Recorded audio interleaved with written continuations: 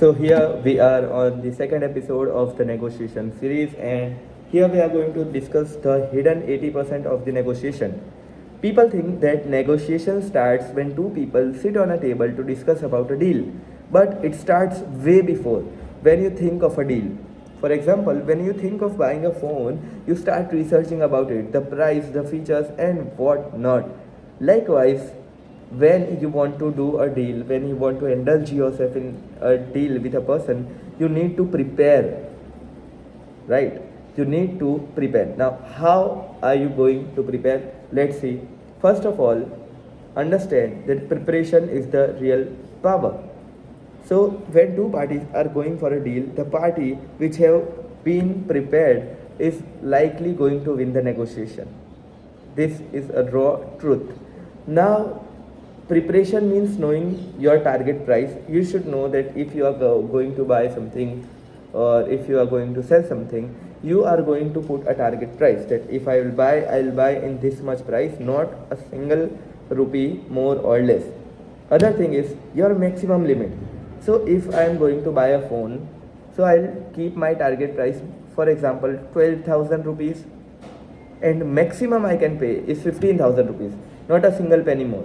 Then the minimum acceptable outcome. So the perfect one, the maximum one, and the minimum one. These three things you have to decide in advance. You have to prepare for it, so that when you are going for the actual deal, you don't have to make your brain rush towards deciding the maximum and the minimum. You have already decided it, and you need to stick with it.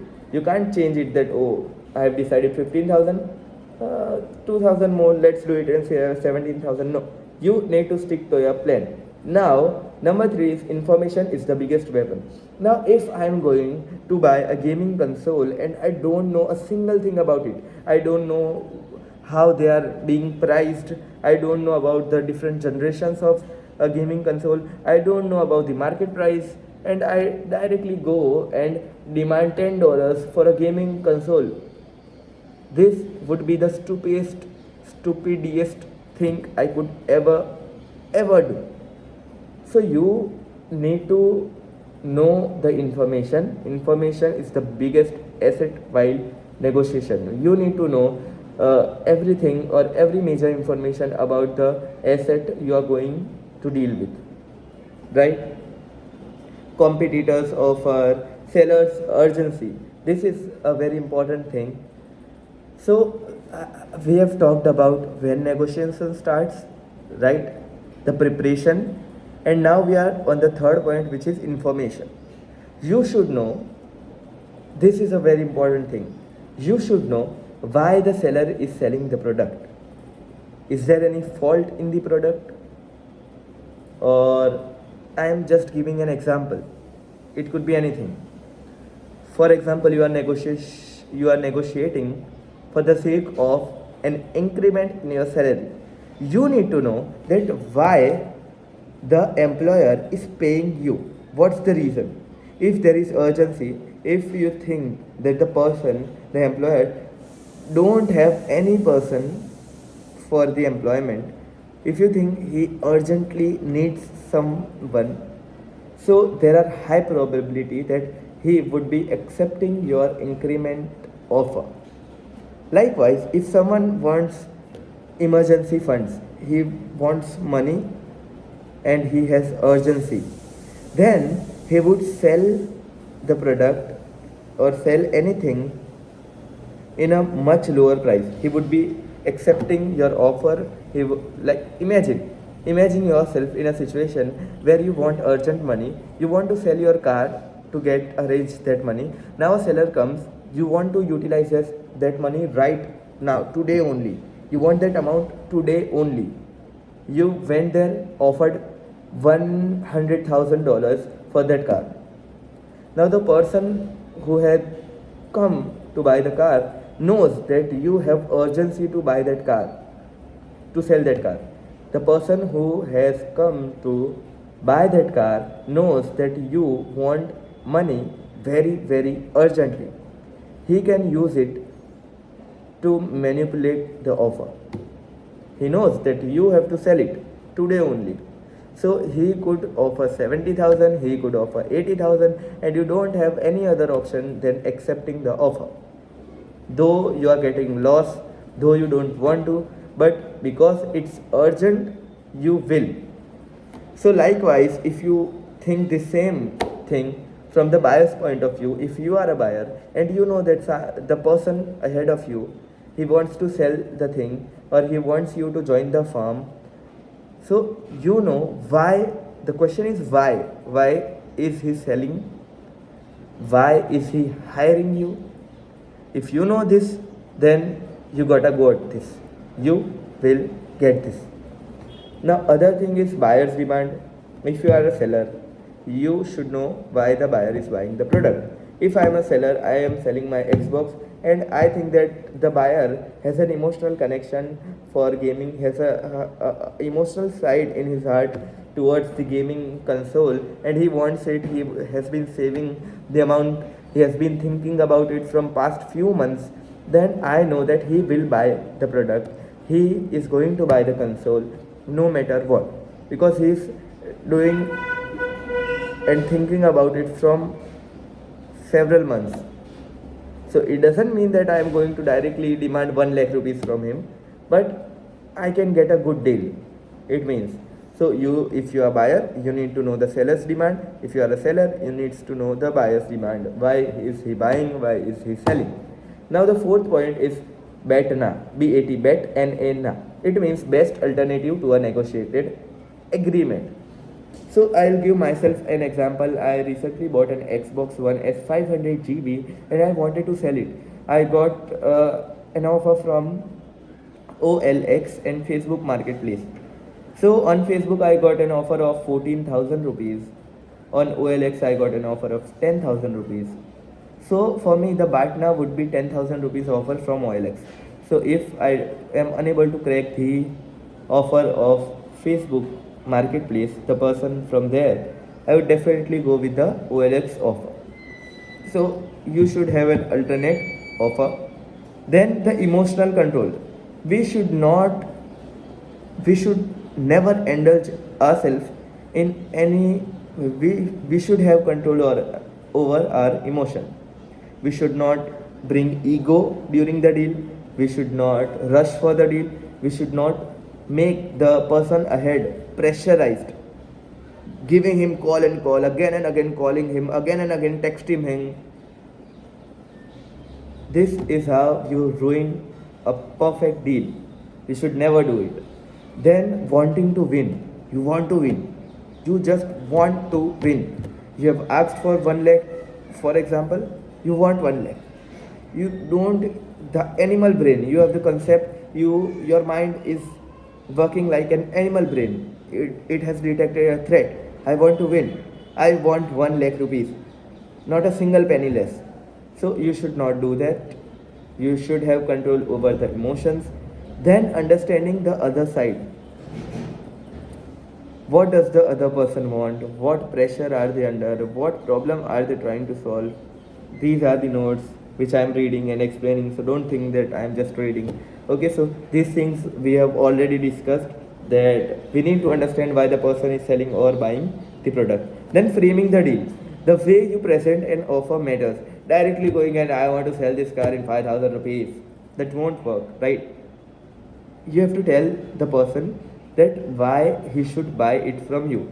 So if I want to sell the gaming console, I will tell the person that normally in the market the price of gaming console, especially Xbox One S, on platforms like Cashify is 20,000 rupees, but I am providing it to you in just 15,000 rupees. You are gaining, or you are getting a discount of 5,000 rupees. This is how you present your offer.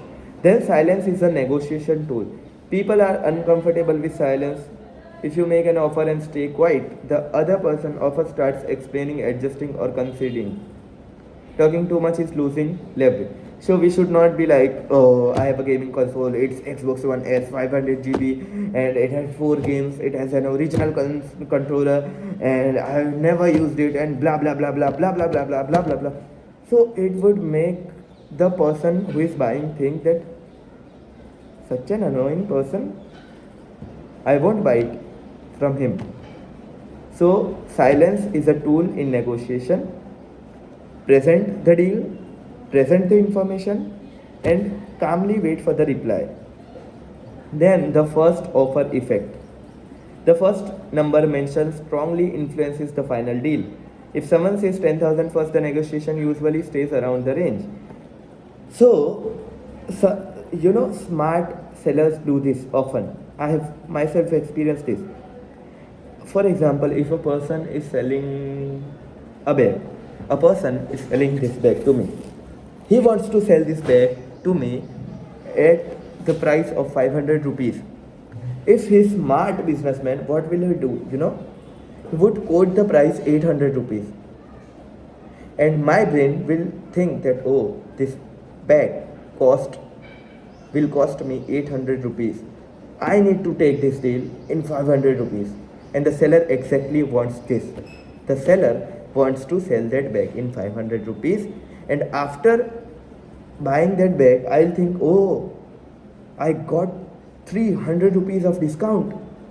But actually, I was a fool who got trapped in the trap set by the seller. So you can also do it as a seller. It could be a bit immoral, but negotiation needs negotiation, and this is how it works. Now, negotiation is psychology, not just logic. It has a bit of logic, but it's not pure logic. It's mainly psychological. How the brain of the person ahead of you works, how the brain of you works. It's all about it. So deals are rarely about pure numbers. They involve perception. Perception. What do I think about the seller? If I think that the seller is not trustworthy enough, I'll take the deal lightly. I will try that, oh, I get it way cheaper, or else I won't buy it. So, perception of the person, trust, which I already told you, the fear. If I think that the person won't send me the product through courier, he's asking for advance payment. If I want to buy a bag online, the person is asking 500 rupees. I think that he won't send me the bag after the payment, then I won't accept the deal. So, trust, urgency, status, these are the things you need to keep in your mind. And here we decoded 80% of the negotiation. If I summarize all the points again, so first point was that negotiation starts before the conversation. It does not start when two people sit on the table. Second point was about preparation. We need to prepare ourselves. Third was important, very, very important point was that information. You need to have information, right? It's a sword in the battle. Then understanding the other side, we need to know why is he selling or why is he buying. Then framing the deal. The way you present food in front of someone, presentation, how you present the deal.